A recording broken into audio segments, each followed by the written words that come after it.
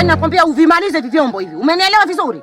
Yaani umalize tena usiniangalie mimi. Nakwambia maliza vyombo hivi. Umekata kasa zile bwana niangalia nini? Maliza vyombo hivi nakwambia. Leo ndio utakula hapa bila kumeza sababu huli. Mwangalie vile tena usinililie mimi. Sina nakuona imani mimi mwanangu wewe. Mwangalie mamako kafa kusudi limekufa na magonjwa gani limeniletea mimi balaa. Sitaki nimechoka mimi nakwambia. Tena kwangu utahama nakwambia humu ndani. Kama leo hutaosha vyombo vihuli. Umeelewa vizuri?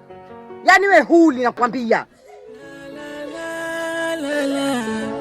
Oh, la la la la, kila naposhika zilo, zilo, kila napogusa zilo, oh zilo.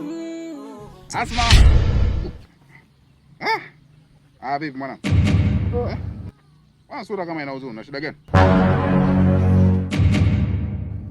Mume wangu. Mke wangu. Naambi. Kwema. Kwema za huko. Mtoto ana huzuni. Hana lolote. Hana shida huyo. Umeshakula mwanangu? Ameshakula. Tetemeka lauma? Mafua. Unajua tu mawingu haya. Okay. Mama huyo. Jikaze mama, ndo kukua huko watakiwa uje kuosha vyombo huko pika mwanangu.